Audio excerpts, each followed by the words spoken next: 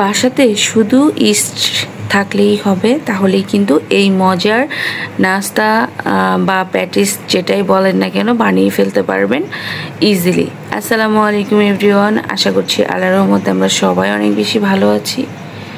চলুন তাহলে মূল রেসিপিতে যাওয়া যাক। এখানে আমি নিয়ে নিয়েছি 2 কাপ ময়দা। আমি এখানে ময়দাটা ব্যবহার করছি, আপনারা চাইলে কিন্তু আটাটাও ব্যবহার করতে পারেন।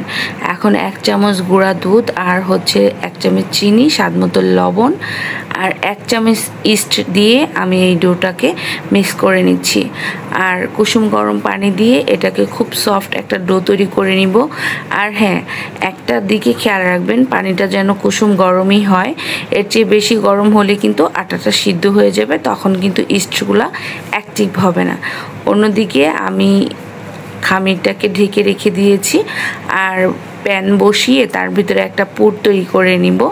এখানে আমি পেঁয়াজ আর মরিচ কুচি দিয়ে স্বাদমতো লবণ, হলুদ গুঁড়া, মরিচের গুঁড়া দিয়ে খুব ভালো করে ভেজে নিয়ে তারপরে এর ভিতরে ভেঙে দিব 2টা ডিম। আর আমি আজকে পুরটা তৈরি করেছি 2টা ডিম দিয়ে। আপনারা চাইলে কিন্তু চিকেন দিয়েও করতে পারেন সেম প্রসেসে। শুধু চিকেনের সময় একটু মশলাটা ব্যবহার করতে হবে, আদা রসুনের পেস্ট, এই আর কি। 2টা ডিম ভেঙে নিয়ে আমি খুব ভালো করে মিক্স করে দিচ্ছি আর ভেজে নিচ্ছি। আর এটা খেতে এত বেশি মজা হয় আপনারা বিশ্বাস করবেন না। আমার কাছে তো হচ্ছে মাংসের চেয়ে ডিম দিয়েই বেশি ভালো লাগে।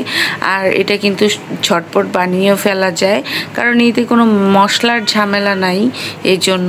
আর চিকেনটা ব্যবহার করলে কিন্তু একটু মশলা দিতে হয়, একটু ঝামেলা পোহাতে হয়।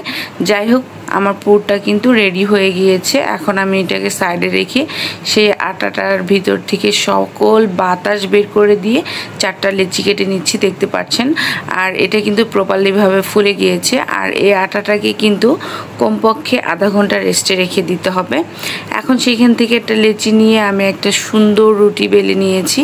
আর এই রুটিটা একটু পাতলা বা একটু মোটা এরকম মাঝারি সাইজের করে নেবেন, কারণ বেশি মোটা করলে কিন্তু এটা এমনিতেই ফুলে ডবল হয়ে যায়।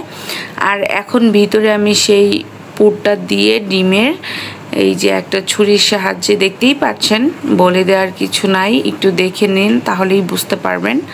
একটা ছুরির সাহায্যে কেটে নিচ্ছি। আমি আমার মতো করে ডিজাইন করে নিয়েছি, আমার পছন্দ এরকমভাবে করেছি। আপনাদের যার যেরকম পছন্দ সেভাবে করে নেবেন। আর অন্যদিকে প্যানে কিন্তু আমি কোনো রকম তেল ব্রাশ করিনি, আমি জাস্ট পুরটা তৈরি করেছিলাম সেই প্যানের ভিতরেই কিন্তু আমি এই প্যাটিস বলেন বা নাস্তা বলেন যাই বলেন সেটা দিয়ে দিয়েছি। আর এখন উল্টে পাল্টে